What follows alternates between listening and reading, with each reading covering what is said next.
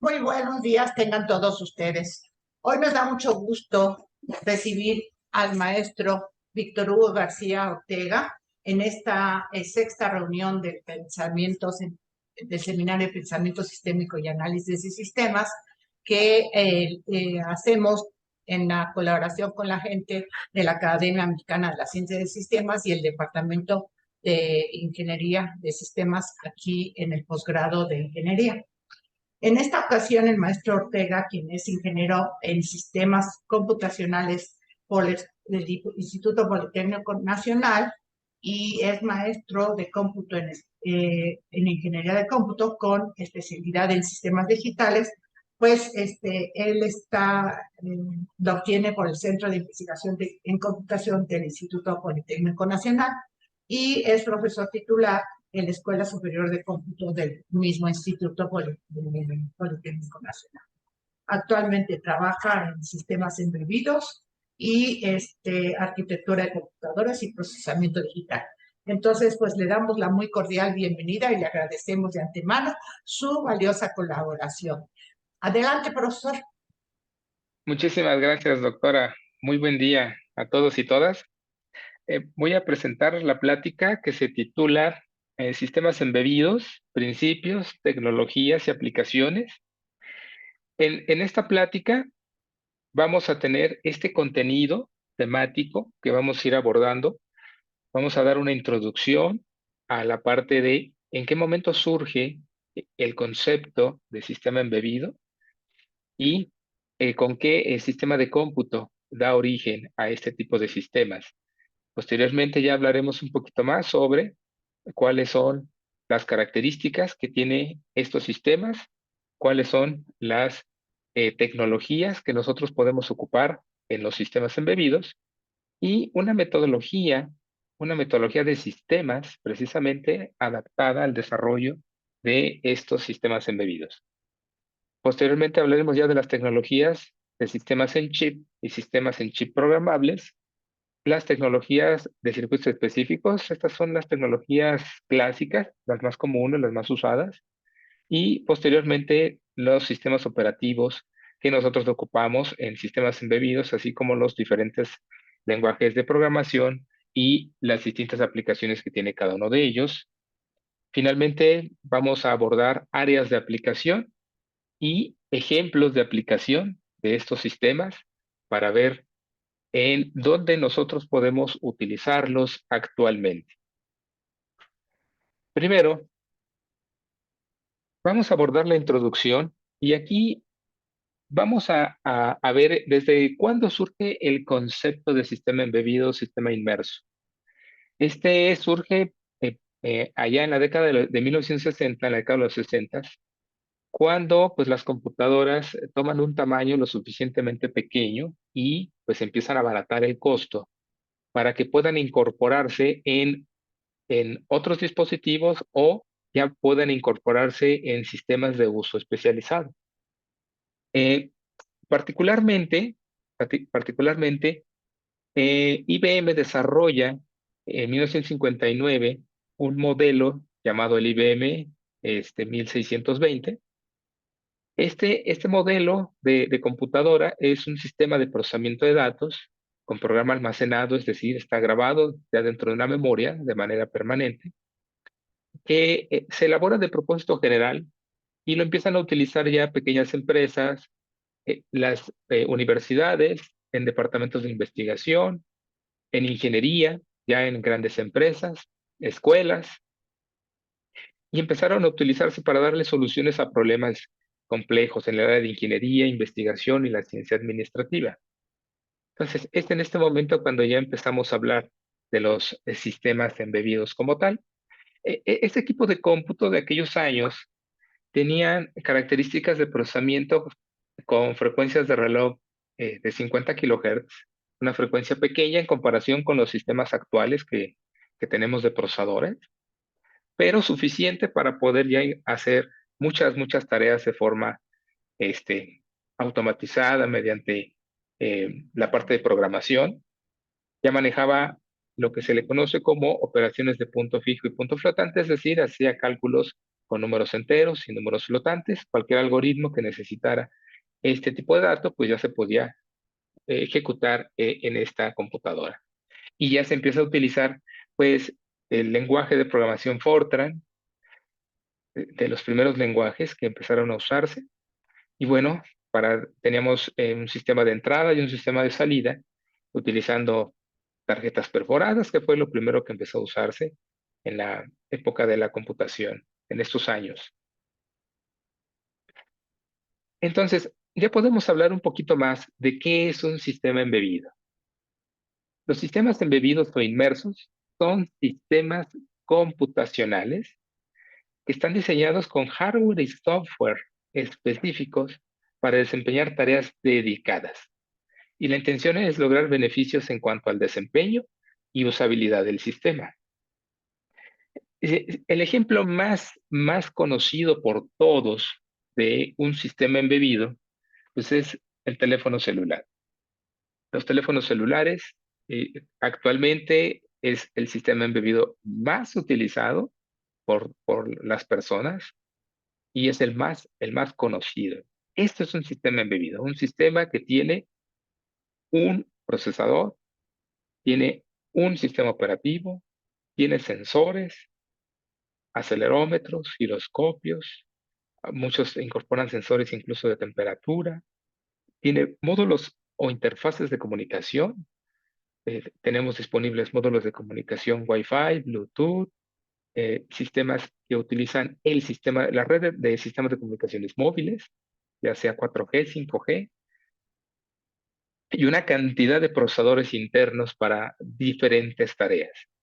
Entonces, estos son de los sistemas embebidos más robustos que actualmente nosotros usamos de manera cotidiana.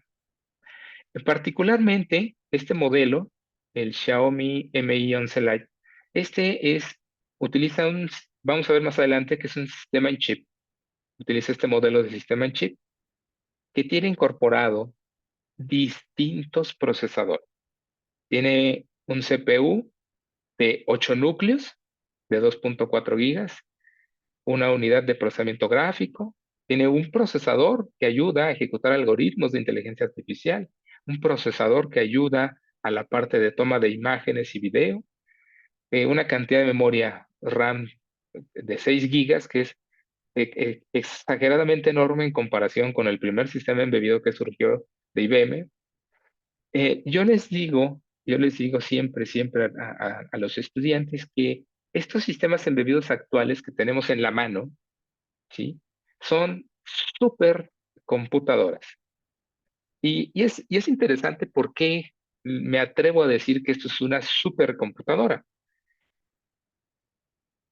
Vamos a recordar un poco estas dos películas son unas películas muy icónicas porque eh, recordarán Jurassic Park en la década de los 90, que la dirige Steven Spielberg, utiliza unos efectos en la película que fueron desarrollados con una supercomputadora de la época, de aquella década, junto con pues, la famosa película de Toy Story, una película también lanzada en los 90, en el 95 por Pixar Animation Studios, que fue la primera película animada desarrollada 100% en computadora. Bueno, estas dos filmes que tiene en común, que fueron desarrolladas con estaciones de trabajo Silicon Graphics. Estas eran estaciones de trabajo muy poderosas en la parte gráfica que permitían renderizar las películas con efectos como estas dos películas de aquella década y fueron usadas para poder hacer el renderizado de la película. Estas incorporan un procesador MIPS, es un procesador que tiene arquitectura RISC, cuyas frecuencias de reloj eran de 200 y 250 megahertz. Si estamos hablando de unas velocidades inferiores al gigahertz, ¿sí? Con una memoria de 300 megabytes.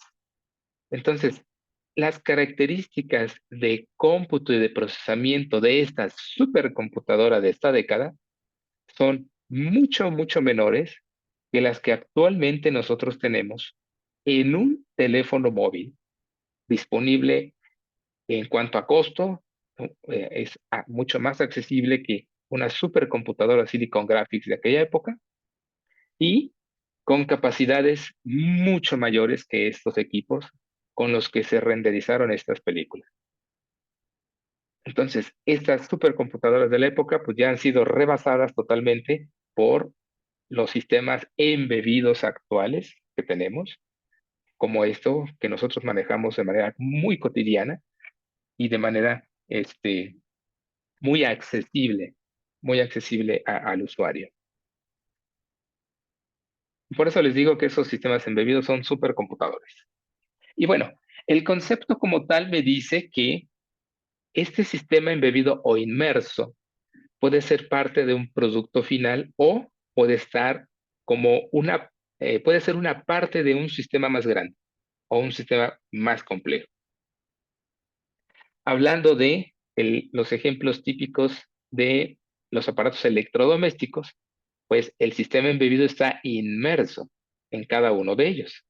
Estamos hablando que, pues, un refrigerador, un horno de microondas, una lavadora, una estufa, un televisor, todos estos aparatos electrodomésticos tienen incorporado un sistema embebido con capacidades de procesamiento, con capacidades de comunicación, con capacidades de monitoreo de sensores, de manejo de actuadores. Todo eso lo tienen ya los sistemas embebidos que están inmersos en nuestros electrodomésticos que cotidianamente tenemos en casa.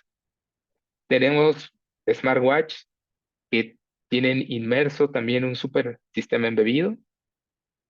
Tenemos la computadora de los móviles. Actualmente todos los automóviles incorporan una red de comunicación, típicamente Buscan u otros buses, que incorporan una gran cantidad de sensores y una interfaces de humano-máquina, interfaces HMI, para la interacción del usuario con esos sensores y los subsistemas que tiene un automóvil. Entonces, aquí está inmerso eh, los sistemas embebidos. ¿Cuáles son entonces las características importantes de estos sistemas? Primero tenemos algunas restricciones en cuanto a, pues, que son de bajo costo, de bajo consumo de energía. Esto es para sistemas que necesitan ser sobre todo móviles, como teléfono celular, que debe de tener la mayor cantidad de autonomía en el manejo de su batería. Entonces el consumo es algo crítico en ese tipo de aplicaciones. Tamaño reducido, los sistemas embebidos son de tamaño reducido y alto desempeño. Lo que ahorita platicábamos, las características de procesamiento son muy grandes en comparación con sistemas anteriores. Reacción a cambios del entorno quiere decir que debo de tener un conjunto de sensores y actuadores digitales, analógicos, para poder ejecutar algoritmos en el procesador del sistema embebido. Y bueno, los recursos de cómputo, pues el procesador, la memoria, módulos de comunicación y el software que está embebido en el sistema. La funcionalidad dedicada se desarrollan para una aplicación específica. Pueden ejecutar ya sea un solo programa o un conjunto de programas para la aplicación. Y como tal, la usabilidad. La usabilidad, pues, es la facilidad con la que las personas interactúan con ese sistema embebido para manipular. En el caso de un móvil, un teléfono celular, su usabilidad es alta, es decir, un usuario, una persona que adquiere un móvil, aprende rápidamente a utilizarlo sin necesidad de tomar un curso, por ejemplo, ¿no? La arquitectura general entonces que manejamos en estos sistemas, ¿cuál es? Tenemos una unidad de procesamiento central. Llámese microcontrolador, procesador digital de señales, controlador digital de señales, procesador general, la arquitectura ARM, que son los que utilizan en los móviles, o FPGAs, que son dispositivos lógicos programables. Cualquiera de estos dispositivos lo puedo usar como unidad de procesamiento. Y voy a tener aquí el software embebido que puede estar programado en diferentes niveles. utilizar el tradicional lenguaje ensamblador, lenguajes de alto nivel, C, C++, Python, utilizar sistemas operativos de tiempo real o Linux, sistemas operativos Linux para sistemas embebidos. Y tenemos por este lado, pues los sensores analógicos, sensores digitales que utilizan interfaces. Aquí necesito una interfaz de un convertidor analógico, si es que uso un sensor analógico, o interfaces de comunicación digitales, SPI cuadrada CUART, que son las típicas para conectar sensores. Y aquí podemos conectar sensores, cámaras, módulos touch, módulos RFID, etcétera. La memoria que va a utilizar el sistema y de este lado ya tenemos los actuadores también conectados a alguna interfaz del procesador, DAX, módulos PWM, o tenemos interfaces humano-máquina, como las interfaces touch que tiene un teléfono, o las que encontramos en los automóviles, utilizando una interfaz de comunicación con el procesador. Y módulos de comunicación diversos, para tener comunicación, Wi-Fi, Ethernet, redes WPAN, para utilizar redes de microcontroladores, redes inalámbricas de microcontroladores, otros tipos de redes, LoRa, CAN. CAN es la que se utiliza en los automóviles. Bueno, esta es una arquitectura general de cómo yo puedo desarrollar un sistema embebido utilizando cada una de las etapas que necesito dependiendo de las aplicaciones. Entonces, cuando nosotros empezamos a hacer el desarrollo de un sistema embebido, necesitamos aplicar una metodología. Y entonces aquí nosotros em, utilizamos la metodología nube, precisamente el desarrollo de metodologías para el diseño de sistemas embebidos, pues es una de las líneas del enfoque de sistemas, del enfoque sistémico.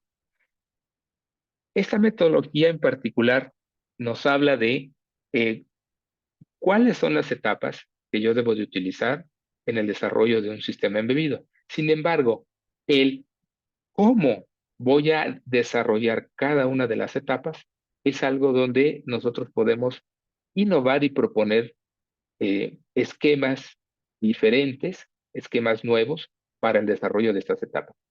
Entonces, hablando propiamente de la metodología nube, nosotros comenzamos con la especificación de requerimientos hardware-software. Y en esta parte es donde nosotros hacemos algo que le llamamos la selección de componentes en base a estos requerimientos. Después empezamos a hacer un diseño de alto nivel donde hacemos uso ya de lo que son diagramas que normalmente nosotros manejamos en el lenguaje unificado de modelado, conocido como UML. UML es un lenguaje unificado que se ocupa para el desarrollo de software, solamente de software, 100% software. Es usado mucho en la parte de ingeniería de software. Sin embargo, ese mismo el lenguaje unificado de modelado lo podemos ocupar para el desarrollo de este tipo de sistemas, incorporando la parte hardware. Entonces, nosotros podemos ocupar aquí en el diseño de alto nivel lo que son diagramas de casos de uso, la arquitectura general, diagramas de componentes. En el diseño en detalle, ya podemos usar diagramas de secuencia, diagramas de actividades, diagramas de estado. Después ya pasamos a la parte de implementación, pruebas unitarias, que es hacer la prueba de cada módulo de manera independiente y posteriormente hacer pruebas de integración para finalmente hacer las pruebas operacionales.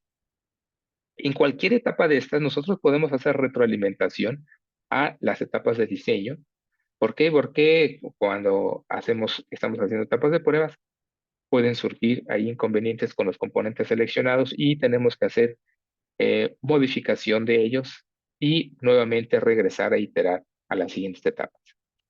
Entonces, para explicar esta metodología, para explicar cómo funciona esta metodología y qué hacemos en cada una de estas etapas, voy a explicar un ejemplo, em, un ejemplo típico que podemos encontrar en casa.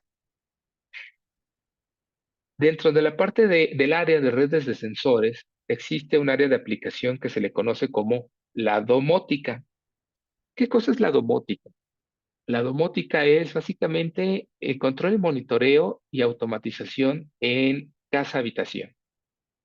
Entonces, vamos a hablar de un ejemplo de cómo realizar el monitoreo de mi casa, ¿sí? Y entonces, en ese sentido, nosotros podemos diseñar inicialmente el análisis de requerimientos viendo cuáles son las acciones que yo quiero realizar en casa, que yo quisiera manejar en casa.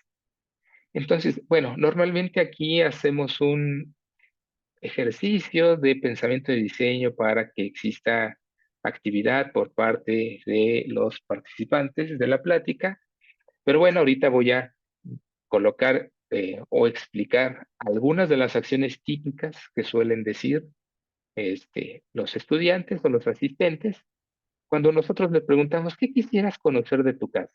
Y bueno, pues unos dicen, pues yo quiero saber cuál es la temperatura que tengo en una habitación. Alguien por ahí puede decir, ah, pues yo quiero conocer la humedad que tengo en las plantas que tengo en una maceta o en un jardín determinado. Alguien por ahí dice, ah, pues yo también quiero conocer si no hay fuga de gas para evitar un riesgo inminente de explosión si es que yo no me encuentro en la casa. O si me encuentro, pues que me avise si es que tengo alguna fuga de gas. Alguien por ahí normalmente dice, pues yo quiero que se enciendan y se apaguen las luces automáticamente. Y lo que todo mundo siempre me comenta es, pues quiero detectar si no hay un intruso cuando estoy fuera de mi domicilio, fuera de casa. Bien, estas son algunas de las acciones que podemos nosotros necesitar monitorear y conocer de una casa habitación. Esto es lo que nosotros le llamamos el análisis de los requerimientos. Es la primera etapa de la metodología. Posteriormente, una vez que nosotros conocemos esos requerimientos, esas acciones, pues empezamos a hacer la selección de componentes, el análisis de componentes. Y aquí esto tiene que ver con lo que yo necesito de cada acción. Entonces, si yo solamente necesito tomar el valor de temperatura y humedad de mi casa para hacer lo que se le conoce como monitoreo, es decir, nada más saber ese valor, pues aquí solamente necesito seleccionar un sensor que me permita conocer estas dos variables. Entonces aquí seleccionamos un sensor SH30 que tiene una interfaz de comunicación y cuadrada C. El sensor de gas, pues también me interesa el monitoreo de el gas LP en casa.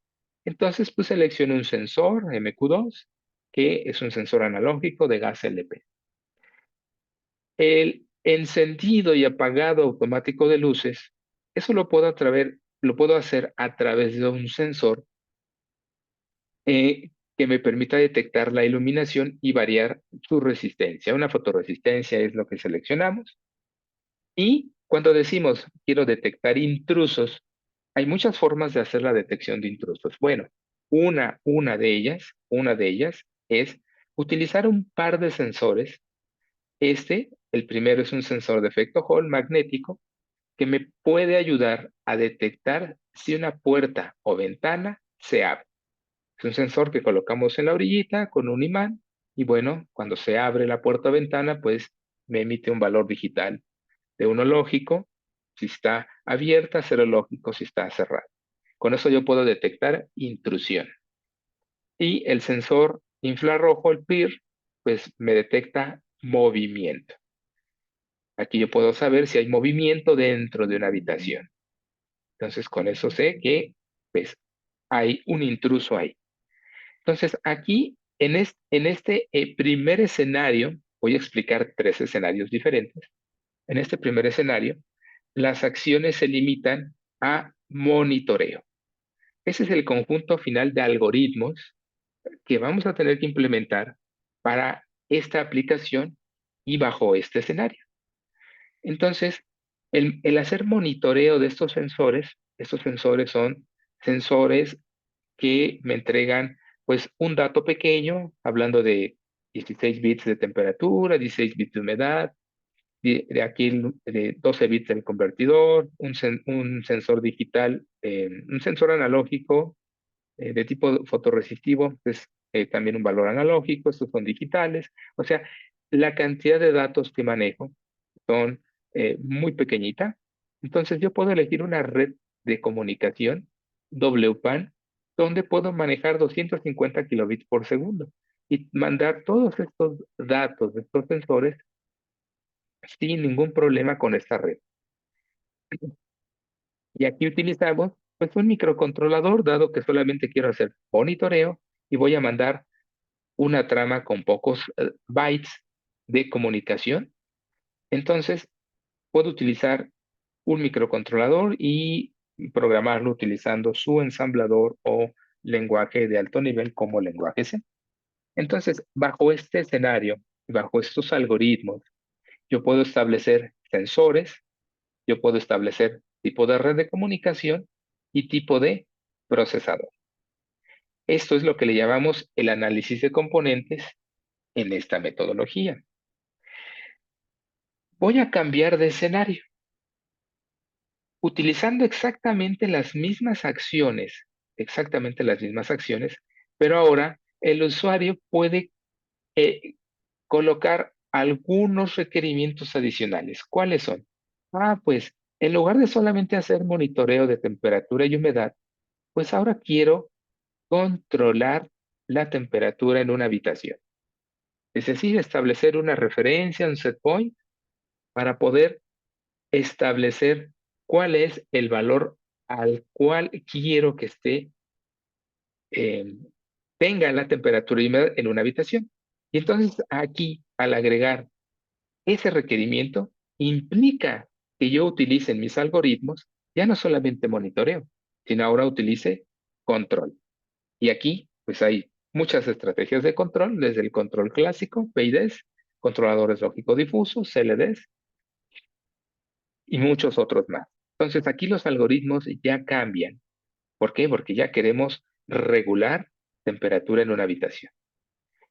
Y en la acción de detectar un intruso, ya no solamente quiero colocar un sensor de efecto Hall y un sensor PIR de movimiento, sino ya quiero incorporar una cámara. ¿Para qué? Para tomar una foto y poder ver si existe un intruso en esa habitación. El movimiento puede darse eh, por cualquier otro motivo. O sea, puedo tener una mascota, un perrito, un gatito, moviéndose en la habitación y eso causa que el sensor se active. Pero ese no es un intruso, es mi mascota, ¿no? Por eso necesito agregar ahora cámara. Entonces, el agregar una cámara aquí y el agregar un algoritmo adicional de control implica modificar la red de comunicación que yo había seleccionado y en la unidad de procesamiento que había elegido. ¿Por qué? Porque ahora los algoritmos ya son más exigentes, entonces tengo que elegir ahora una unidad de procesamiento capaz de ejecutar algoritmos de control. Y ahí es donde utilizo los procesadores digitales de señales o controladores digitales de señales. Y la red, dado que ahora voy a transferir imagen. Aquí estas cámaras es para transferir fotos, no video, fotos solamente, dado que ahora voy a transferir fotos, el ancho de banda va a aumentar en la red y tengo que cambiar mi red. Aquí puedo utilizar ya Wi-Fi para aumentar la velocidad de transferencia de los datos que voy a utilizar. Entonces, en este segundo escenario, se agregan dos requerimientos nuevos. Eso implica que se cambien los algoritmos, eso implica elegir una unidad de procesamiento diferente y eso implica elegir una red de comunicación diferente. Entonces, el análisis de requerimientos es muy importante porque dependiendo de eso, van a nos va a dar como origen, pues, cuáles son los sensores que requiero, los algoritmos que voy a necesitar y por lo tanto, la red de comunicación y las unidades de procesamiento que necesito para los algoritmos y para la red. En un tercer escenario, en un tercer escenario de esta misma aplicación domótica, Bueno, alguien puede decir, ¿sabes qué? No solamente quiero agregar una cámara y que mande una foto, sino que quiero que realice procesamiento y reconocimiento de la imagen de manera automática. Es decir, ya voy a meter algoritmos de inteligencia artificial, machine learning, para hacer el reconocimiento automático de formas humanas para la detección de intrusos. Entonces sigo ocupando los mismos sensores, pero ahora la cámara ya va a ser una cámara diferente y voy a tener que incorporar en mis algoritmos procesamiento de imágenes y machine learning. Entonces, en este momento, tiene que cambiar mi unidad de procesamiento, porque este procesador ya tiene que ejecutar procesamiento de imágenes y los algoritmos de reconocimiento de formas, en este caso, el reconocimiento de formas humanas. Por lo tanto, ya puedo utilizar eh, un sistema en chip con procesadores ARM que manejan ya un sistema operativo embebido, donde yo puedo desarrollar los algoritmos de procesamiento de imágenes y machine learning con un desempeño alto y ejecutar todos estos algoritmos sin ningún problema. Entonces, en este escenario ya agregamos procesamiento de imágenes y machine learning para la ejecución de estos algoritmos. La red de comunicación sigue siendo la misma, una red Wi-Fi, pero el procesador debe de cambiarse, debe de modificarse. Entonces, son tres escenarios donde son las mismas acciones, pero los requerimientos están cambiando, por lo tanto cambian algoritmos, por lo tanto cambian procesadores y cambian redes de comunicación.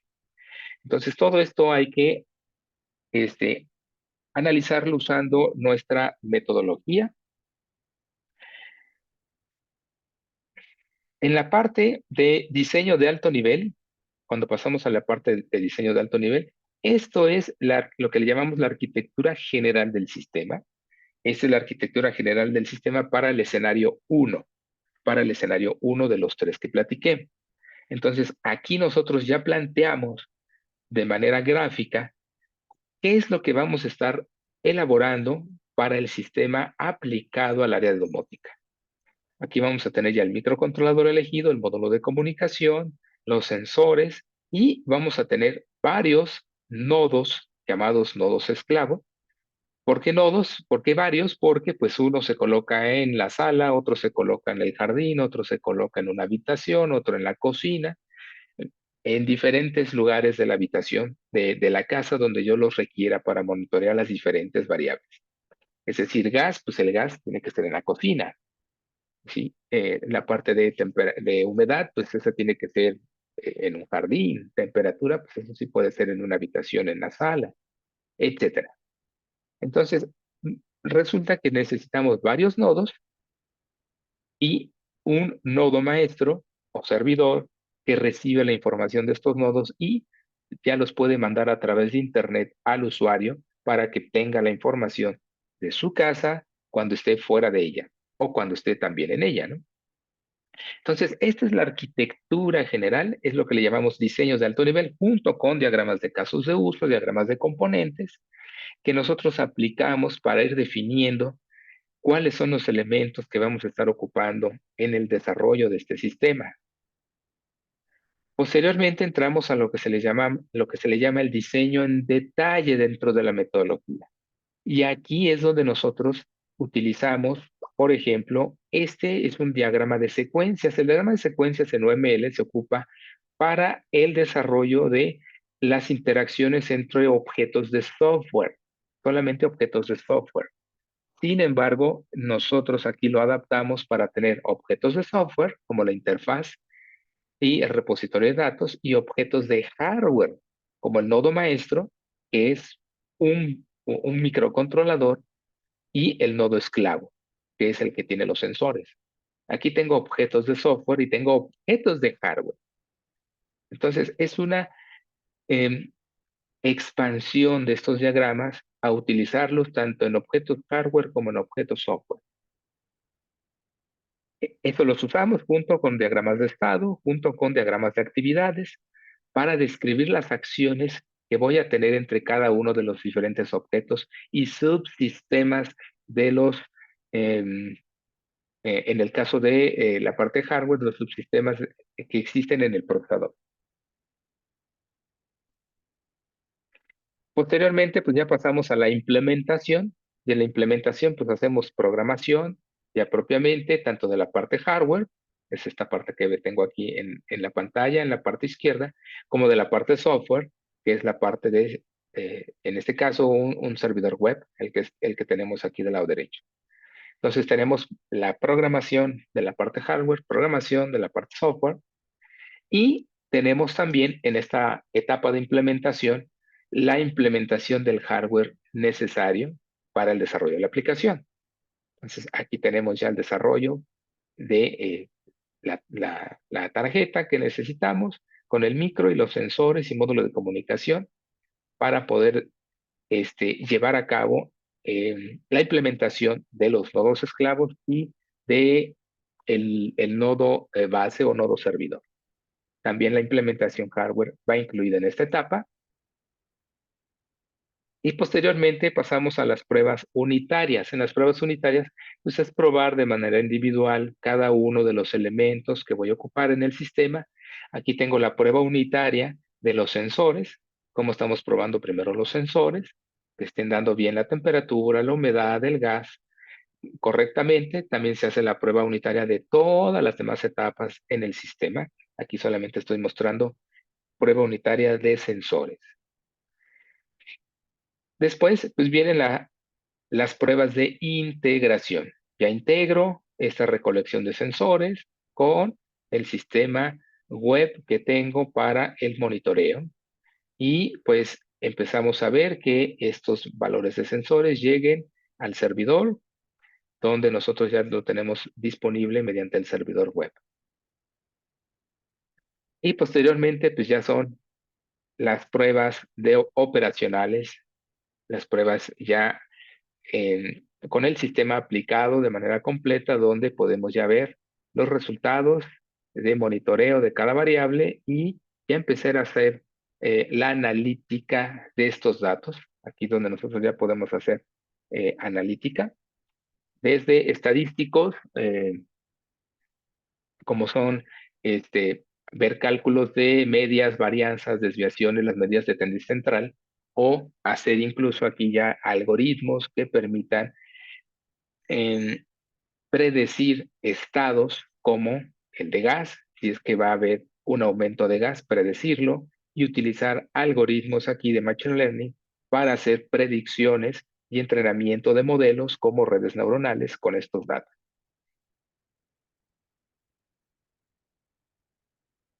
Bien, esa fue la parte metodológica, la parte de sistemas que nosotros seguimos para elaboración de este tipo de sistemas llamados sistemas embebidos. Vamos a platicar un poquito sobre las tecnologías que se le llaman sistemas en chip y sistemas en chip programables, en qué consisten y cuáles son sus características y principales diferencias. Primero, las tecnologías de circuitos integrados en general las podemos clasificar o dividir en estos cuatro tipos, que es la Full Custom o VLSI. Aquí nosotros en esta tecnología permite la integración de un sistema en un circuito integrado a nivel de silicio. O sea, podemos nosotros, una vez que tenemos ya diseñado un sistema, podemos mandar a fabricar un circuito integrado con ese sistema incorporado en el chip para poder hacer su ejecución lo más rápido posible. Y pues estos circuitos pues realizan las funciones complejas del sistema con tecnología de litografía y las ocupamos para el diseño de sistemas en chip. Podemos utilizar tecnología semi-custom o ASIC. El ASIC es un circuito integrado de aplicación específica, ya está diseñado, lo puedo tomar y lo puedo ocupar para incorporarlo a mi sistema, ya sea que sea algún procesador dedicado, algún periférico o algún sistema en chip. Puedo utilizar dispositivos lógicos programables. Aquí es donde entra la tecnología de sistemas en chip programable. Típicamente los dispositivos locales programables se pueden clasificar en PLD simples, complejos y FPGAs. Y aquí, para hacer el desarrollo sobre estos dispositivos, utilizamos lo que se conoce como lenguajes de descripción de hardware. Vamos a ver cómo se pueden implementar aquí lo que le llamamos procesadores softcore y hardcore. Y es lo que entra en la categoría de sistemas SOPC. Circuitos específicos, yo le llamo circuitos integrados específicos, que más bien sería la tecnología clásica o más conocida, y hablar de los microcontroladores, procesadores digitales de señales, controladores digitales de señales o microprocesadores de propósito general, los que no tenemos en nuestras computadoras de escritorio, laptops, Intel, AMD, ARM, PowerPC, etc. Entonces, dependiendo de la tecnología que usemos, VLSI es la que me da el más alto rendimiento, pero su tiempo de diseño también es mayor porque hay que hacer el diseño a nivel de circuito integrado.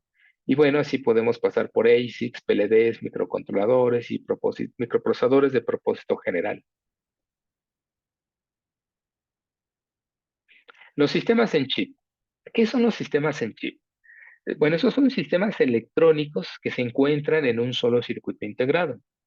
Y bueno, tienen su procesador, su memoria, sus periféricos y sus interfaces de comunicación y otros componentes.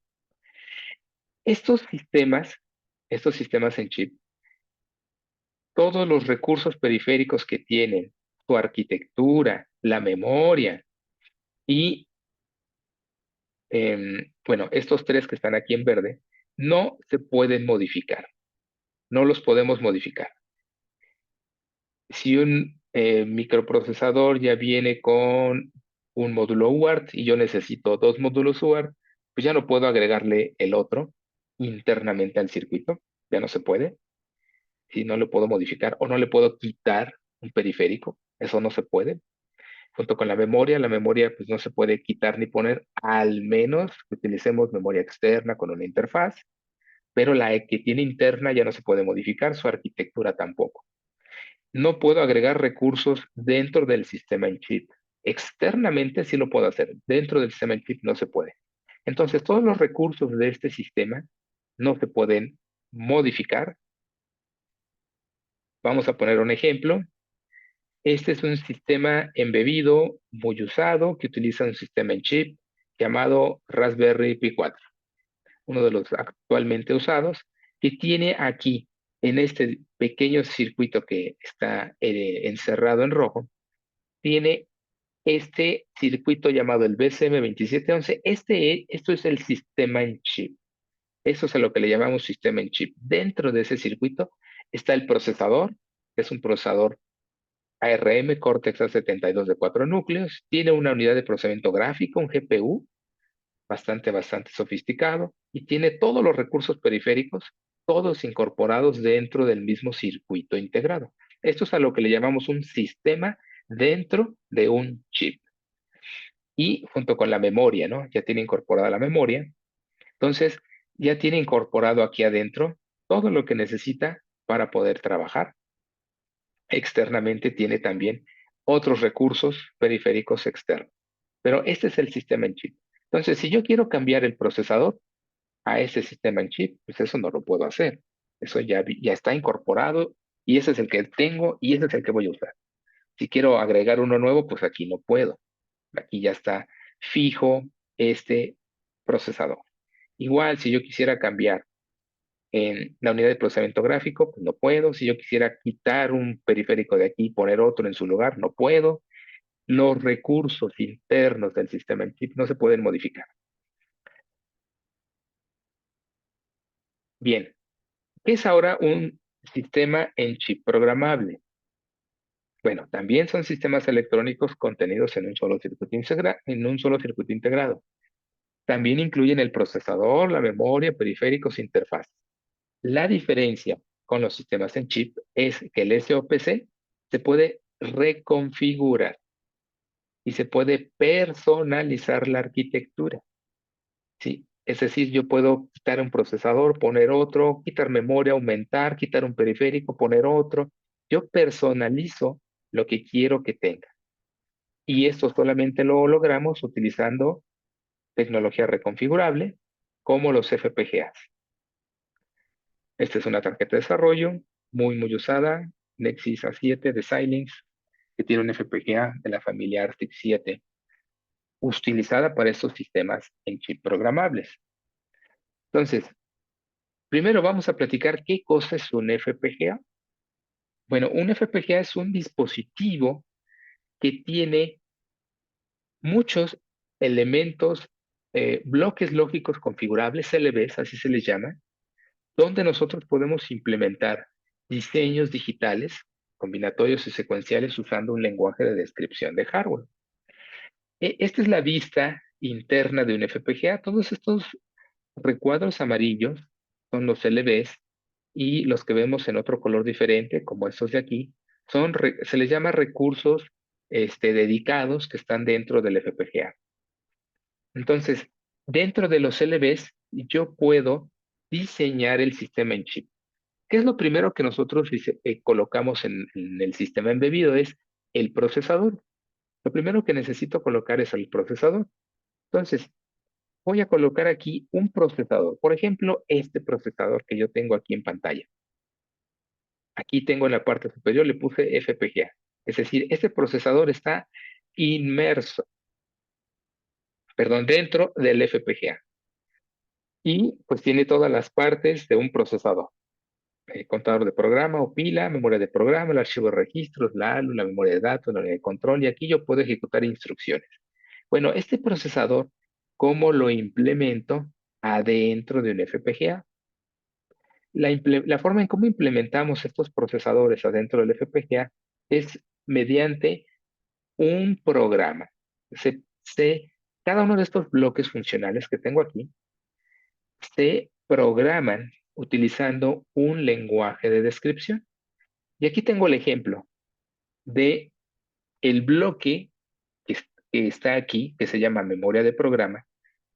Aquí tengo la memoria de programa implementada con VHDL, que es uno de los lenguajes de descripción de hardware.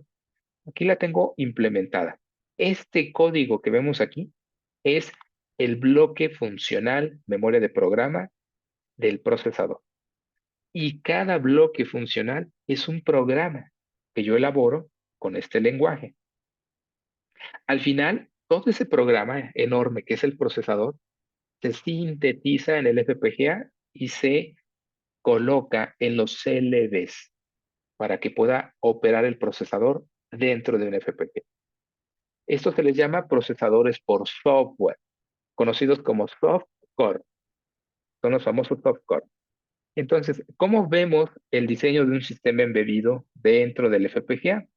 Aquí puse el diagrama a bloques y aquí cómo se ve ya usando CLVs.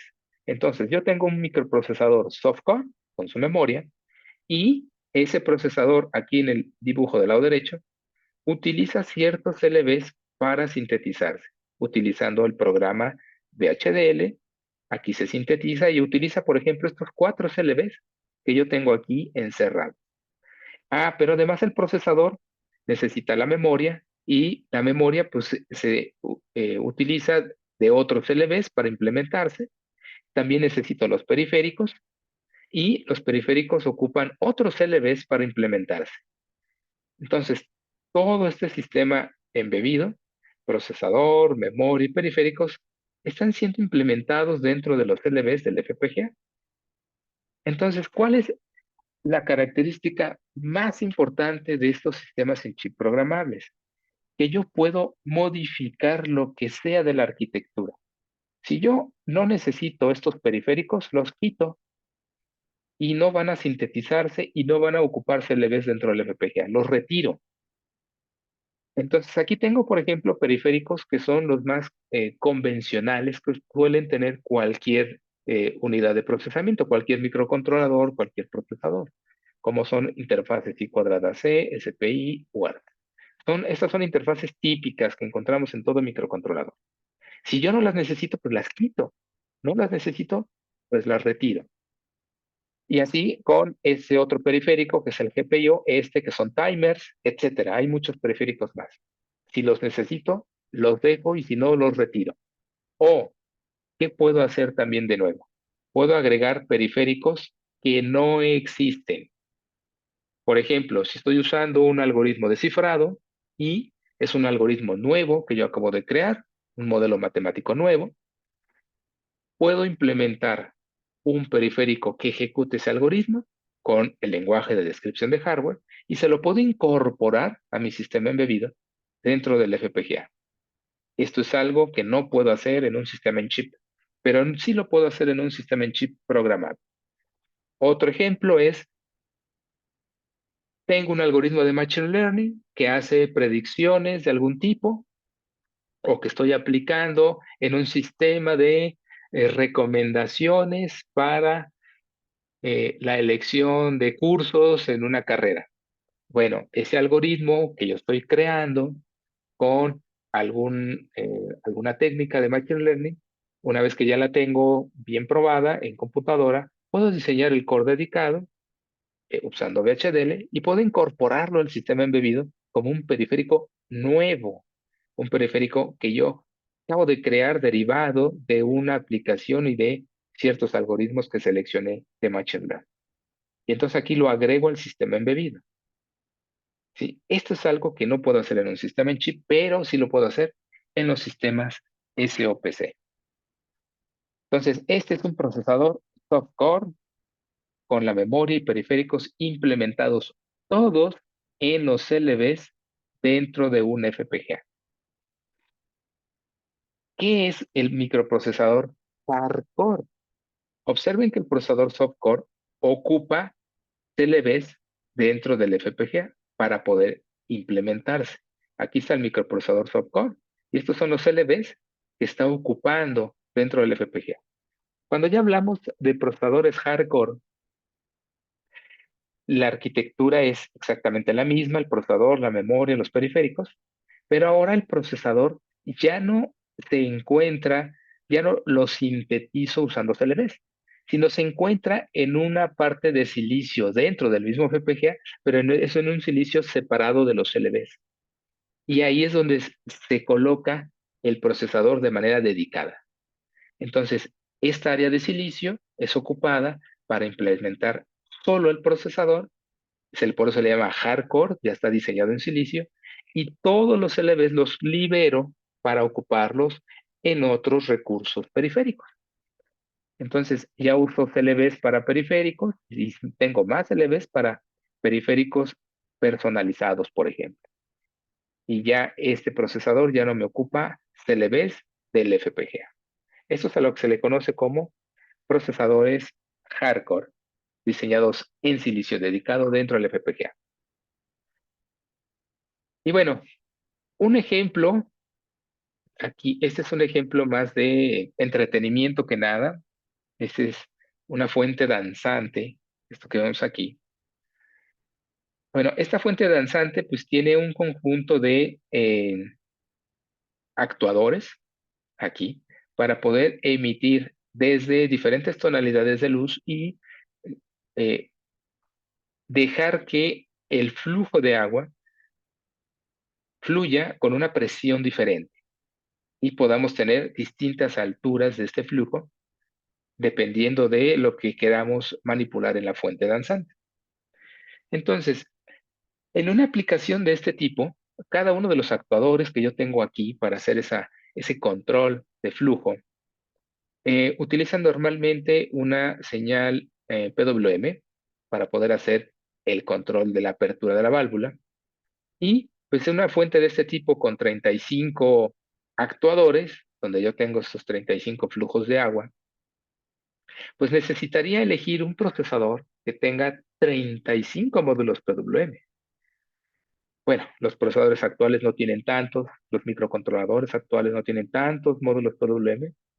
Entonces, aquí nosotros podemos elegir una arquitectura de este tipo, donde si necesito un periférico PWM, pues lo coloco aquí. Y si lo necesito 34 veces más, porque son 35 actuadores, pues simplemente lo coloco aquí como el periférico 2, otra vez el PWM, periférico 3, otra vez PWM, periférico 4, otro módulo PWM, y así hasta el periférico 35, todos PWM. y entonces ya personalizo la arquitectura a 35 módulos PWM, que son los que necesito para manejar todos estos actuadores que tengo aquí. Si yo ocupara tecnología clásica, necesitaría muchos microcontroladores, hacer una red de ellos para manejarlos todos al mismo tiempo. Y bueno, una solución diferente que manejando con sistemas en chip se haría de manera mucho más sencilla y mucho más eficiente. Bueno, es un ejemplo de dónde podemos aplicar sistemas en chip de manera muy, muy eficiente. Y bueno, en esta gráfica lo que quiero dar cuenta es de cómo los FPGAs han ido evolucionando en cuanto a sus aplicaciones en los primeros sistemas. De hecho, como se encuentra actualmente en los motherboards de los computadores, pues está el procesador, por ejemplo, un procesador de Intel, y pues tenemos la tarjeta madre, que es esta parte en rojo, con la memoria, los periféricos, y el FPGA pues haciendo funciones de lógica, de decodificación, implementando algunos cores posiblemente. Posteriormente, pues el nivel de integración fue haciéndose mayor, de tal forma que dentro del FPGA, pues ya se usaba la memoria, ya se colocaba memoria interna y los periféricos ya se incorporaban aquí, hasta llegar a lo que actualmente tenemos en los SOPC, lo que ahorita vimos, que dentro de un FPGA tenemos procesador, memoria, periféricos, cores dedicados, trabajando a muy alta velocidad. ¿Sí? Estos son los sistemas en chip programables. Y voy a platicar finalmente, otra vez regresando a la diapositiva de las tecnologías, platicamos sobre los sistemas en chip y un poquito más a detalle los sistemas en chip programables. Ahora vamos a hablar de los circuitos integrados específicos, que son los tradicionales microcontroladores, DCPs, controladores digitales de señales y microprocesadores de propósito general. Entonces, voy a comenzar con el microprocesador de propósito general, que es el que más utilizamos en una laptop, en una computadora de escritorio.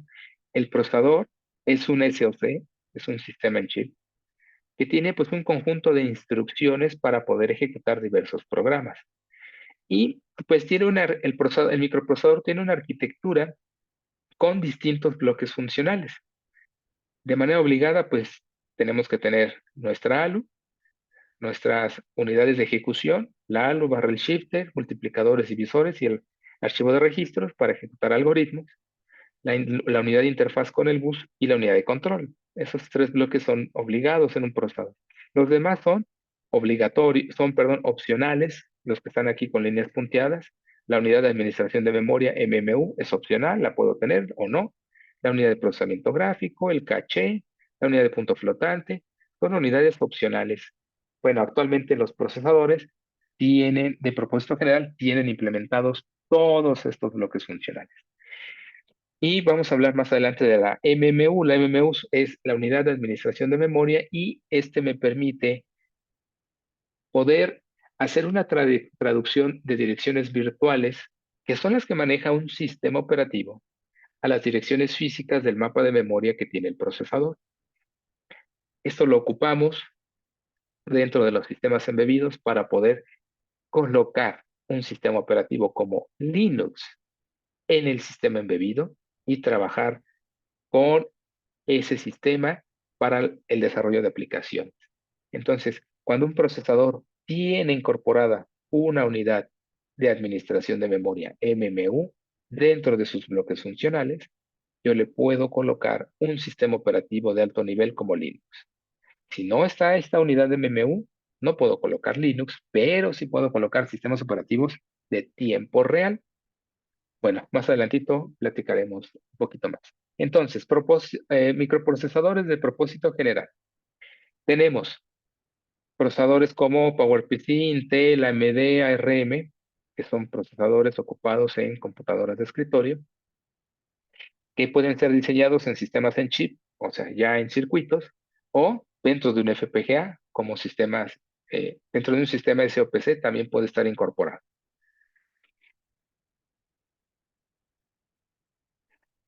Bueno, el microprocesador, que es un sistema en chip,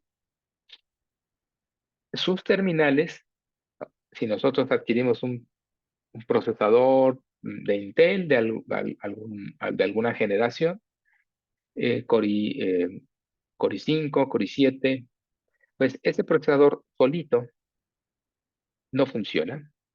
¿Qué necesita para que trabaje? Necesita de una tarjeta llamada tarjeta madre, donde nosotros lo colocamos y necesita de manera externa la memoria y los recursos periféricos para poder operar. Entonces, este procesador de propósito general necesita una tarjeta madre con sus recursos para que pueda realizar su funcionamiento. ¿Qué pasa en un microcontrolador? El microcontrolador también es un sistema en chip, pero dentro del microcontrolador, dentro del circuito integrado, ya se encuentra el procesador, ya se encuentra la memoria, ya se encuentran los periféricos, ya se encuentra el oscilador, ya se encuentra todo lo que necesita para trabajar de manera autónoma. Es decir, este no necesita una tarjeta madre. Solamente con que yo tenga el puro microcontrolador, nada más le coloco su alimentación y su programa y listo, ya trabaja. No necesita de ningún recurso externo, como lo necesita un procesador general. El procesador general sí necesita una gran cantidad de recursos externos para poder trabajar. El microcontrolador no necesita ningún recurso externo. Todo ya está incorporado dentro del mismo circuito integrado, dentro del mismo sistema en chip. Entonces, bueno, tenemos muchas compañías que desarrollan microcontroladores. Microchip, Atmel ya son la misma compañía. FreeScale, ST Microelectronics, Texas Instruments con el MSP430. ARM también tiene una gama de procesadores que desarrolla con características de un microcontrolador. Los procesadores digitales de señales, DSPs. Bueno, esta ecuación que yo tengo aquí, una ecuación muy usada en ingeniería, pues es la transformada discreta de Fourier. Bueno, ecuaciones como esta, que es la sumatoria de productos, en este caso, xn, pues es la señal, y la exponencial compleja, que yo tengo aquí. Ecuaciones como la transformada discreta de Fourier, la convolución, la correlación, em, el- los sistemas de control PID también caen en este tipo. Todas las ecuaciones que caigan en la forma de la sumatoria de productos se pueden ejecutar de manera muy eficiente en estos procesadores. Si se fijan, la primera operación que yo necesito realizar aquí pues, es un producto. Entonces, dentro de la unidad de un DSP, tenemos un multiplicador que se encarga de ejecutar esta primera operación, que es el producto. Después de hacer el producto, hacemos la sumatoria.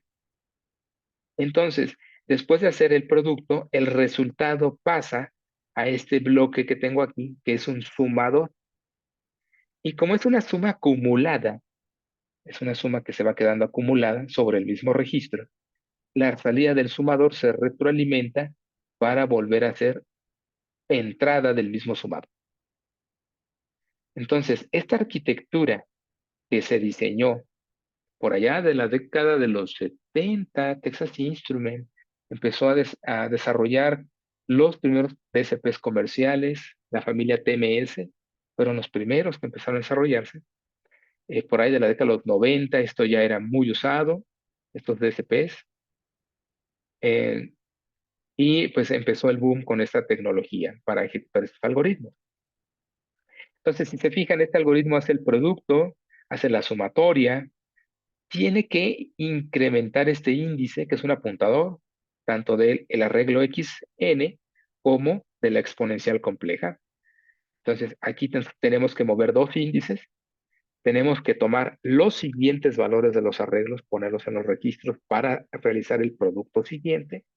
Necesitamos colocar el resultado de la suma en el arreglo, aquí es xk, que es un registro, y eh, sacar el resultado para ya ponerlo. Entonces, el producto la suma, movimiento de apuntadores, carga de memoria a registro y de registro a memoria, todas esas operaciones las ejecuta el DCP con una instrucción que se le conoce como la instrucción MAC, que es multiplica y acumula, que se encuentra implementada en el ensamblador de los DCPs. Y todas esas operaciones las realiza en un ciclo de reloj. Si yo implementara este mismo algoritmo en un procesador general, cada operación va a ser una instrucción diferente. Una instrucción para multiplicar, otra instrucción para sumar, otra instrucción para mover un índice, otra instrucción para mover el otro índice, otra instrucción para hacer una carga del arreglo a registro, otra instrucción para cargar otra vez el otro arreglo al registro, otra instrucción para mover el registro del acumulador hacia la memoria. O sea, todo este algoritmo se tendría que colocar con varias instrucciones para ejecutarse. Y cada una de ellas, pues va a tardar un ciclo o 2 ciclos dependiendo de la arquitectura del procesador. Por eso estos procesadores son tan eficientes en ejecutar este tipo de algoritmos, ¿sí?, dentro de sus unidades de procesamiento, porque su arquitectura pues, fue diseñada para resolver este tipo de ecuaciones. Estos son los procesadores digitales de señales que actualmente se manejan. Y eh, pues vimos anteriormente la parte de microcontrolador y la parte del procesador digital de señales. Entonces, cuando nosotros unimos un microcontrolador con un DCP, creamos lo que aquí se le conoce como el controlador digital de señales. Este procesador tiene incorporados los dos anteriores en el mismo circuito. Entonces, aquí yo puedo utilizarlo para aplicaciones microcontroladores y puedo utilizar para algoritmos de procesamiento digital de señales dentro del mismo circuito. Están ya los dos anteriores ya incorporados aquí adentro y podemos ocuparlos para el desarrollo de sistemas embebidos. Particularmente el TCP/IP 30F4013, sus unidades funcionales. Tiene ya aquí los bloques de memoria de programa, memoria de datos. Tenemos aquí la parte de este bloque que dice DCP Engine. Este es el DCP, esta es la unidad que ejecuta los algoritmos de procesamiento de señales. Este de aquí. Y el resto es la unidad microcontroladora, todo con sus periféricos incorporados. Entonces, todo esto ya está incorporado en un pequeño circuito que podemos ocupar para aplicaciones.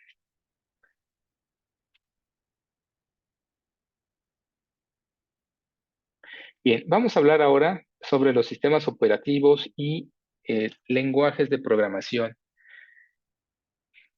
Bueno, un lenguaje de programación, pues, es un conjunto de instrucciones que las usamos para escribir un algoritmo determinado y el algoritmo, pues, se desarrolla para resolver un cierto problema y finalmente tener un programa de software.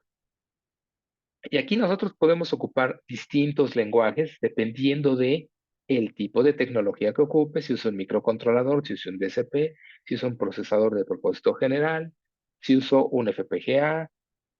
Tengo que utilizar un lenguaje dependiendo de la tecnología que yo esté seleccionando. Lenguaje ensamblador, lenguaje en C, normalmente en microcontroladores, es donde esto lo ocupamos muchísimo. DCPs, DSCs también, ocupamos mucho esto. Podemos ocupar lenguajes orientados a objetos, como C++, lenguaje C estructurado. Y aquí ya podemos ocupar diseños un poquito más alto nivel para poder hacer el desarrollo de la aplicación, sobre todo en la parte software. Lenguajes de descripción de hardware como VHDL, Verilog, que son los que ocupamos para hacer el desarrollo en FPGAs. Estos son los lenguajes que usamos, como para describir las unidades funcionales de un procesador o diseñar un core dedicado.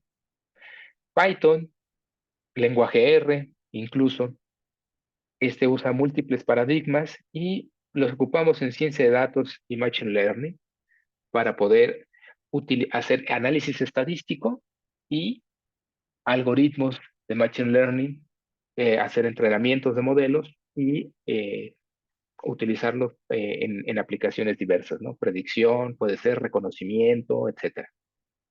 Entonces, todos estos lenguajes son usados dentro de los sistemas embebidos.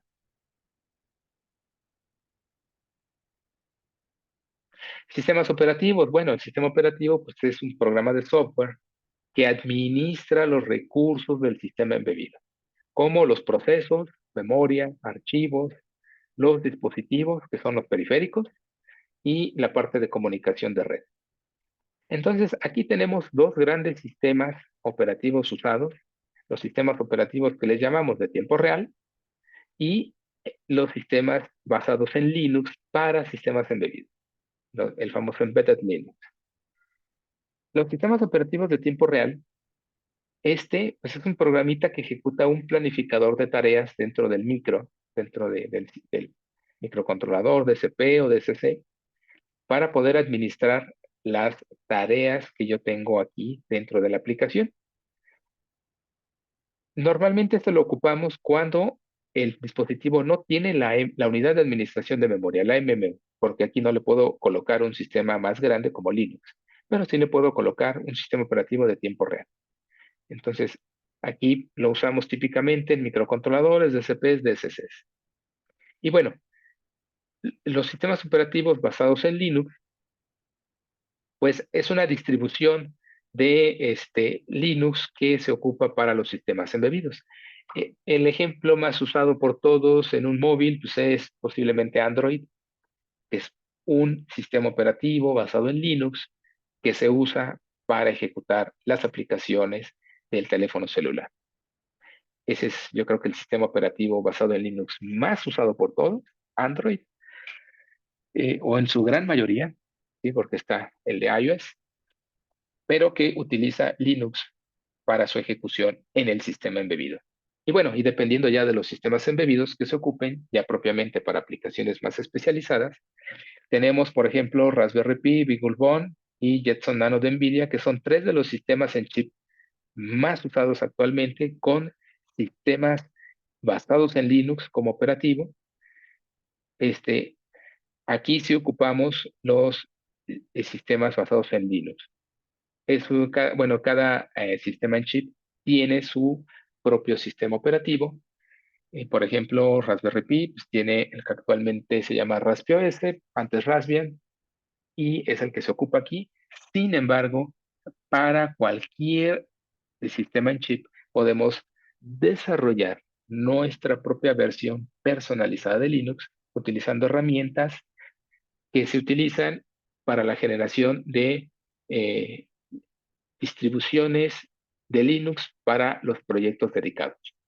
Tenemos herramientas como Yocto, Buildroot, que se ocupan para la creación de versiones personalizadas de Linux que tienen solamente los recursos necesarios para la ejecución de las aplicaciones embebidas. Eso ayuda a que las aplicaciones sean mucho más rápidas en ejecución que si utilizo, por ejemplo, el sistema que me proporciona Raspberry Pi, que es RaspBIOS, que tiene recursos que no necesito para aplicaciones que puedo quitar y dejar solamente las que requiero. Aquí los sistemas en chip y SPC deben de tener MMU para poder utilizar una versión de Linux en estos sistemas embebidos. Y entonces, bueno, un sistema operativo de tiempo real muy usado es el famoso sistema FreeRTOS, que se ocupa mucho en dispositivos para sistemas embebidos. Y aquí pues hay distintas distribuciones de Linux basadas en Debian para poder utilizarse en los sistemas embebidos.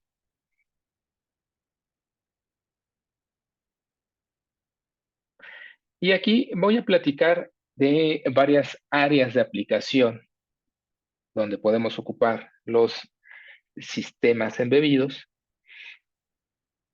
Y bueno, voy a comenzar aquí con la primera, el Internet de las Cosas, un término que creó Kevin Ashton en el 99, cuando él hablaba de aplicaciones con módulos RFID y de poder hacer el monitoreo de esos módulos a través del Internet. En ese momento se crea el concepto, la tecnología fue madurando y evolucionando hasta lo que actualmente tenemos para manejar aplicaciones de IoT. Y dentro de estas aplicaciones pues tenemos aquí varios ejemplos: automatización en agricultura, monitoreo de mascotas, personas, vehículos, en seguridad, ciudades y casas inteligentes, que es la domótica, el ejemplo que platicábamos al inicio, telemedicina, cuidado de la salud, algo muy emergente que tuvimos durante nuestra pandemia. Entonces, en un ejemplo propiamente de domótica, que es lo que ahorita platicábamos, este es el sistema completo domótico de monitoreo aplicado a IoT, donde pues utilizamos un sistema para hacer el monitoreo de signos vitales. En esta pandemia tuvimos una problemática muy fuerte en cuestión de salud. Muchos de los pacientes que no necesitaban hospitalización, pues finalmente todos terminábamos en casa, bajo cuidado de un familiar. Y el familiar se convertía en el enfermero o enfermera para monitorear al paciente. Y entonces ahí teníamos que estar monitoreando temperatura, la oxigenación, este, eh, frecuencia cardíaca, si teníamos ahí el dispositivo adecuado. Pero ese monitoreo lo realizaba el familiar.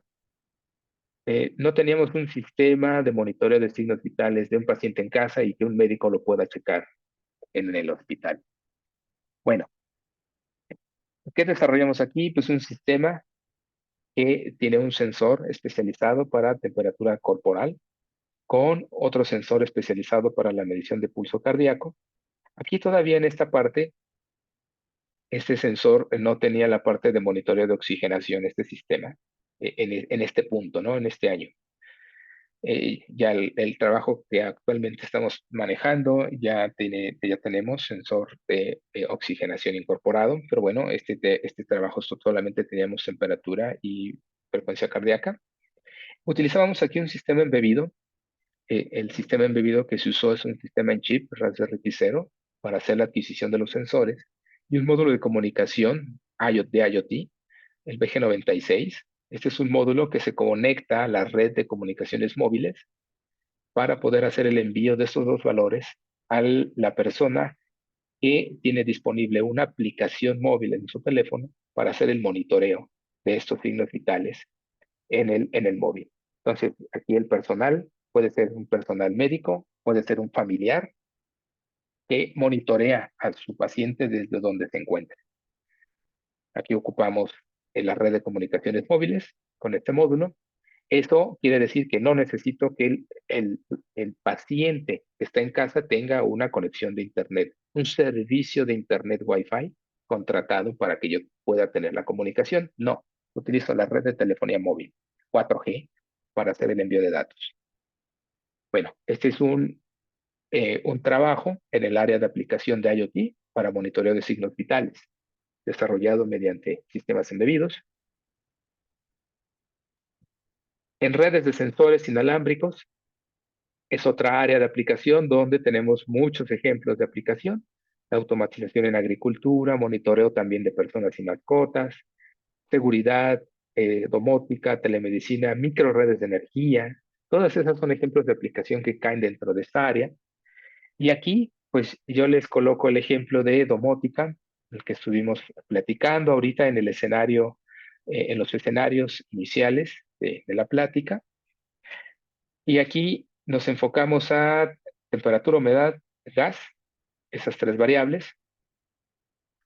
Ocupábamos el sensor de temperatura SHT30, de hecho, sensor MQ5.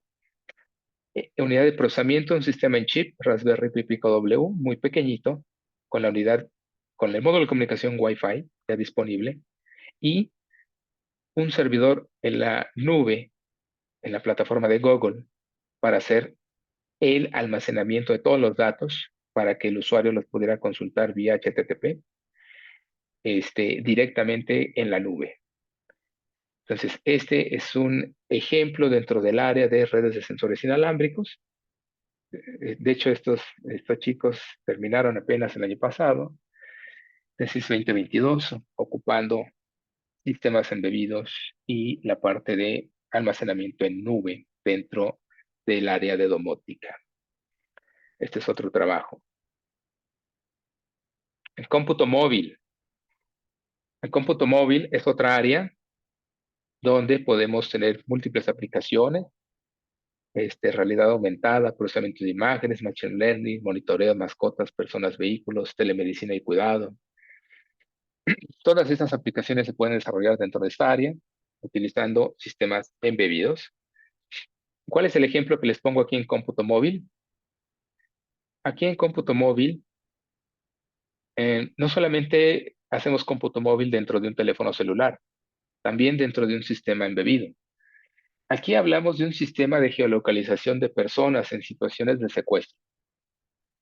Normalmente una persona en riesgo, eh, normalmente le quitan el teléfono celular, lo apagan y pues no hay forma de comunicación. Sin embargo, aquí nosotros podemos desarrollar un sistema embebido pequeñito que utilice el módulo de comunicación IoT, que utiliza la red de comunicaciones móviles, para poder hacer el envío de coordenadas mediante un módulo GNSS, GPS, de la persona en un dispositivo chiquito incorporado en alguna parte de, del, pues de la vestimenta tradicional que usa una persona. Puede ser en el cinturón, en un zapato, etcétera. Y entonces aquí nosotros nos enfrentamos al problema de que este sistema embebido debe tener la suficiente autonomía para funcionar con una batería y estar haciendo el envío de datos el mayor tiempo posible. Aquí la parte de consumo energético es crítico. Tenemos que usar tecnología de súper bajo consumo para esta aplicación. Y el sistema embebido se vuelve un sistema de cómputo móvil aquí. Específicamente usamos este microcontrolador, PIC24FJ128GA202, que es de microchip de 16 bits. Tiene una tecnología que se llama XLP, Extreme Long Power, que permite consumir corriente en el orden de nanoamperes cuando está en modo de bajo consumo. Y eso permite que tenga un tiempo de autonomía mayor, que la batería que nosotros le coloquemos dure el mayor tiempo posible. Entonces, aquí, bajo este tipo de aplicación, es que aquí nosotros usamos un procesador con estas características de bajo consumo. Y bueno, manda la información hacia un servidor, donde este servidor es consultado a través de un usuario para obtener la información de ubicación de la persona. Entonces, este es un ejemplo de aplicación de cómputo móvil, este sistema pequeñito, haciendo el envío de la información de ubicación con el menor consumo posible del procesador y del sistema. Un trabajo ahorita del 2020. La robótica es otra área muy usada. Aquí tenemos múltiples aplicaciones en la robótica: automatización de procesos, autonomía vehicular, robótica educativa, algoritmos de enjambre, de hecho es el ejemplo que vamos a ver ahorita, machine learning, la parte médica, muy usada actualmente en la parte médica. Aquí lo que tenemos en este trabajo es la ejecución de algoritmos que se les llaman de enjambre, que se implementan dentro de varios móviles que están implementados mediante un sistema embebido. Y aquí el algoritmo que se utiliza de optimización se llama PCO, que lo que se hace es trazar un inicio, un fin, usando múltiples robots, y todos buscan llegar hacia la meta utilizando rutas diferentes. Eso que se le conoce como algoritmos de enjambre. Entonces, voy a mostrar ese algoritmo ahorita rápidamente. Aquí, esto lo tengo aquí. Aquí, este es un video mostrando ese algoritmo de enjambre. Tenemos 1, 2, 3, 4, 5 móviles que buscan la meta común, que es esta que está marcada aquí con estos puntitos verdes. Bueno, tenemos aquí una rejilla, esos son obstáculos. Y pues los robots están buscando la meta final, ejecutando el algoritmo PCO. Cuando llegan al objetivo final, pues se detienen. Y los demás robots buscan la meta con el algoritmo de optimización. Cuando encuentran un obstáculo, lo evaden. Y un robot, como aquí, encuentra otro robot, lo ve como un obstáculo, lo evade, que es lo que está haciendo este último robot. Y trata de otra vez de buscar eh, la meta, que son estos puntitos de aquí. Y listo. Ahí llega.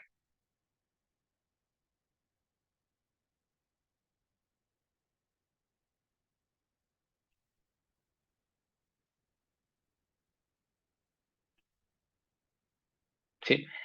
Bueno, ese es este ejemplo, este ejemplo de robótica, donde pues se hace la implementación utilizando el algoritmo de PCO en sistemas embebidos pequeños, una Raspberry Pi Pico, la que se usó para la implementación del algoritmo y la ejecución con la ayuda de estos sensores para la detección de obstáculos. En inteligencia artificial tenemos muchas áreas dentro de inteligencia artificial: procesamiento de imágenes, machine learning, procesamiento de lenguaje natural, cómputo evolutivo, procesamiento digital de señales. Y el ejemplo que voy a mostrar ahora, este, es un sistema de reconocimiento de huella dactilar para control de acceso a recintos.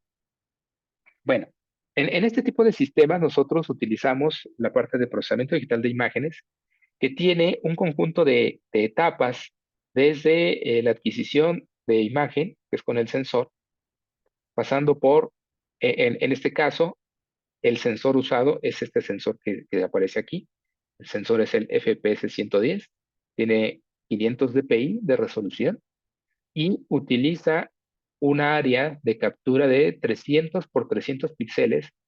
Cada píxel utiliza un byte para hacer la captura de imagen. Se utiliza solamente una escala de 256 niveles de gris. No se usa color en esta aplicación. No hay información de color. Aquí no se necesita color. Solamente la información en niveles de gris. Entonces, este es el sensor usado para la adquisición de imagen. Esta es una imagen capturada con este sensor. De hecho, esta es mi huella, ¿sí? A pesar de ser, este es un sensor capacitivo de tecnología capacitiva, a pesar de ser un sensor con una resolución muy, muy buena y una tecnología capacitiva, pues observen cómo la imagen original que se captura pues, tiene mucho ruido. Está aquí, podemos decir que está obscura en estas zonas. Aquí tenemos, se le llama condición de piel húmeda cuando parece oscura, cuando parece claro, se le llama condición de piel seca. Y bueno, después de adquirir la imagen, empezamos a tratarla con la primera etapa, que es el filtrado y mejoramiento. Y observen cómo de esta imagen pasamos a esta otra imagen, donde ya tenemos bien definidos, en la imagen de huella dactilar tenemos lo que son los valles y lo que son las crestas, que son las que definen los surcos dentro de la huella dactilar. Y aquí, bueno, se ocupa un filtro en el dominio de la frecuencia utilizando la transformada de Fourier para hacer el mejoramiento de la imagen. Posteriormente, hay algunos otros algoritmos más de preprocesamiento de imagen. Aquí yo estoy mostrando algo que se le conoce como la imagen direccional de la huella, que me da la dirección que tienen las crestas y valles en subimágenes de 15 por 15 píxeles. Y esta imagen direccional se ocupa para identificar dentro de la huella dactilar algo que se les llama puntos singulares. Los puntos singulares, observen aquí en esta imagen, tengo aquí una especie de remolinito. Si ustedes observan sus dedos, van a ver que ahí tenemos, en nuestras huellas, tenemos estos remolinitos. Estos remolinos se les llama punto core dentro de la huella dactilar. Y tenemos este otro punto de aquí, que es una especie de triángulo. Este se le conoce como punto delta. Los puntos singulares aparecen en todas las huellas de las personas.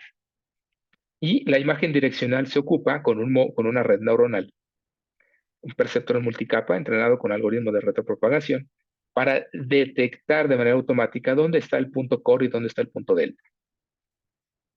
Esos puntos van a ser usados como referencia para la detección de rasgos. Bueno, esto entra dentro de la parte de preprocesamiento de imagen, cálculo de imagen direccional y detección de puntos singulares. Segmentación. La segmentación, pues ya es, en este caso, yo utilizo una técnica que le llamé umbral compuesto. Es una técnica que maneja el umbral global junto con el umbral dinámico, dependiendo de la varianza que tenga la imagen.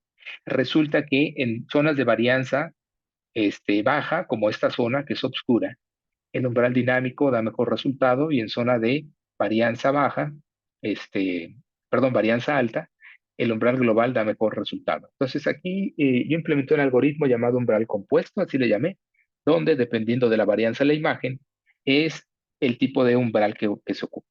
Finalmente se obtiene una imagen binaria, es 0 para negro, 255 para blanco. Esto es lo que se le llama la segmentación. Pasamos a la representación y descripción. ¿Qué cosa es la representación y descripción? Es adelgazar estas crestas, que es la parte negra, a un grosor de un píxel. Esto se le conoce como esqueletización. ¿Sí? Hay algoritmos clásicos, Schwann-Schoen, Stefanelli, Rosenfeld, elaboran algoritmos reportan algoritmos de esqueletización para este tipo de aplicaciones. Y aquí, pues lo que queremos es obtener la esqueletización de la imagen para detectar sobre este esqueleto eh, las minucias de la huella dactilar, que son básicamente dos, bifurcaciones y terminaciones. Esto es representación y descripción, la esqueletización de la imagen. Extracción de rasgos. La extracción de rasgos, la siguiente etapa en un sistema de PDI, es extraer la información, aquí lo puse en grande. Aquí yo tengo una bifurcación ¿qué es? Es cuando la dirección de una cresta se divide en otras dos nuevas. Esta es una bifurcación. Esto de aquí es una terminación cuando la cresta termina y ya no continúa. Este se le llama terminación y este se le llama bifurcación. Las minucias que existen en las huellas dactilares de una persona y a otra son diferentes. Eh, hay dos grandes personas, Galton, Henry, estudian las huellas dactilares desde el siglo pasado, antepasado, de hecho. Y bueno, Henry es lo que analiza muchas huellas de muchas edades y establece que las minucias tienen características de unicidad y permanencia, es decir, que permanecen estos rasgos desde que la persona nace hasta que fallece. Sí, esos rasgos siempre van a permanecer en la huella dactilar, las minucias.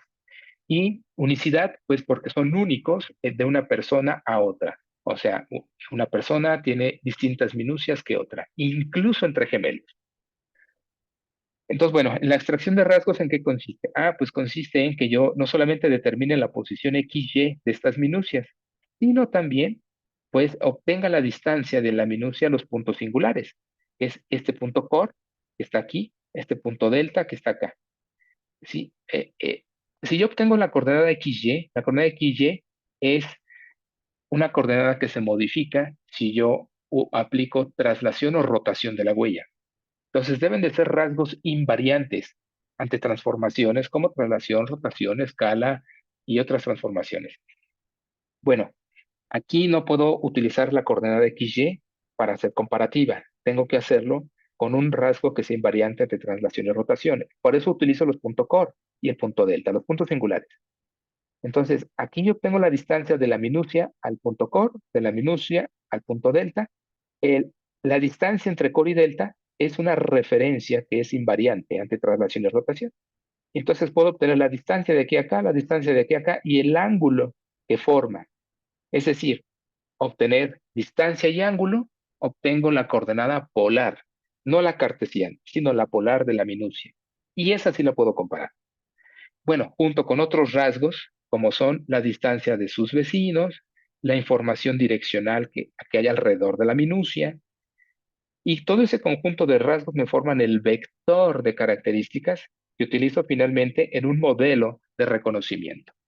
Aquí ocupé una red neuronal también para hacer el reconocimiento de esos rasgos y de estas minucias. Finalmente aquí hay dos porcentajes que se utilizan para evaluar los sistemas biométricos. El porcentaje de falso rechazo, el porcentaje de falso rechazo me dice cuántas veces una persona que en realidad está registrada fue rechazada. Está registrada en el sistema, fue rechazada. Y el porcentaje de falsa aceptación. Falsa aceptación es que una persona que no está en el sistema sea aceptada como un usuario del sistema. Entonces, con el vector característico extraído y el modelo de red neuronal utilizado, que es un perceptor multicapa, el porcentaje de falsa aceptación fue de 0. Aquí se utilizaron 669 imágenes de prueba para el sistema y el porcentaje de falso rechazo fue de 0.4%. O sea, 3 de las 669 imágenes son las que no se identificaron cuando pertenecían a un usuario que sí estaba en el sistema. Y bueno, eso se dio porque si el usuario colocó su huella un poquito desplazada del área del sensor y solamente se capturó parte de y no toda la huella. Eso fue por la razón por la cual se dio estos tres rechazos. Y bueno, aquí en ese entonces, aquí yo ocupé un DCP de los de Texas Instruments, el 320C31, para hacer la implementación solamente de uno de los algoritmos que fue el de filtrado y mejoramiento que usaba Transformer de Fourier. Dado que estos DCPs, pues su arquitectura está especializada para este tipo de algoritmos.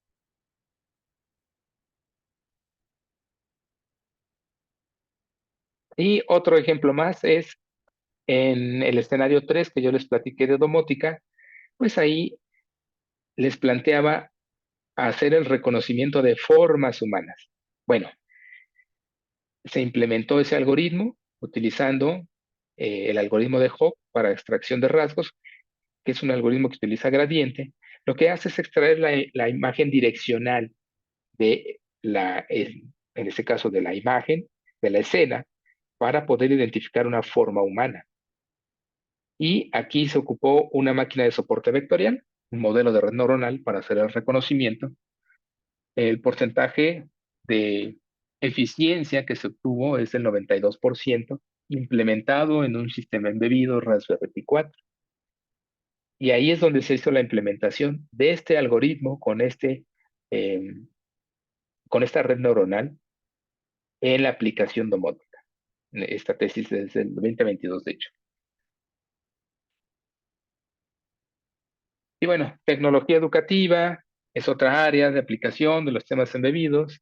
Usamos hardware y software, teorías de aprendizaje y prácticas educativas para facilitar el proceso de enseñanza-aprendizaje. Y bueno, aquí tenemos aplicaciones como arquitecturas de computadoras didácticas, robótica educativa, tarjetas educativas para diseño digital, que es algo que hemos desarrollado mucho allá en SCOM, educativas para sistemas embebidos, laboratorios remotos, algo que tuvimos que usar de manera emergente en pandemia para poder usar nuestras tarjetas de desarrollo que se encontraban en los laboratorios. Aquí voy a plantear la parte de laboratorio remoto de manera muy general. Este es un modelo donde tenemos primero un elemento físico dentro del laboratorio que quisiéramos controlar y monitorear. Si es dentro del área de robótica educativa, puede ser un elevador, en biología, un microscopio, en control, un brazo robótico, en física, un péndulo, en sistemas digitales, un FPGA. Otros laboratorios, pues hay otros elementos. Cada laboratorio tiene distintos elementos que yo puedo monitorear y controlar desde la distancia. Entonces aquí primero, pues es elegir un laboratorio y un elemento dentro de ese laboratorio para poder determinar qué sensores, actuadores y terminales de entrada-salida necesito para manipular ese elemento. Y ya de ahí diseñar una interfaz de manipulación y usar sistemas embebidos para tener el, el acceso al elemento físico, su, eh, pueda realizar su manipulación, interacción, programación y visualización, utilizando los sistemas embebidos a la distancia por parte de los estudiantes. Bueno, en mi caso yo desarrollé un sistemita, o sigo desarrollando para el área de sistemas digitales con FPGA. Bueno, tarjetas educativas tenemos estos ejemplos, tarjetas educativas usadas con distintas tecnologías, ahí en la parte de sistemas embebidos. Aquí se usan dos PLD simples pequeños, aquí se usa un controlador digital de señales. Estas las hemos ocupado en cursos, tesis, dentro de esta área de tecnología educativa. Otras áreas más, sistemas de tiempo real, industria 4.0, que es la digitalización de la industria. Aquí hay mucho que desarrollar usando sistemas embebidos para la industria 4.0. Ahora también por ahí ya la 5.0. Pero bueno, tenemos la industria aeronáutica, aeroespacial, automotriz, muchas otras áreas donde nosotros podemos ocupar los sistemas embebidos. Y finalmente, pues aquí un conjunto de aplicaciones de distintos tipos: biometría, domótica, agricultura, la industria aeroespacial, automotriz, de cómputo, electrodomésticos, móviles, audio, equipos médicos, etc. Y bueno, de mi parte es todo. Muchas gracias.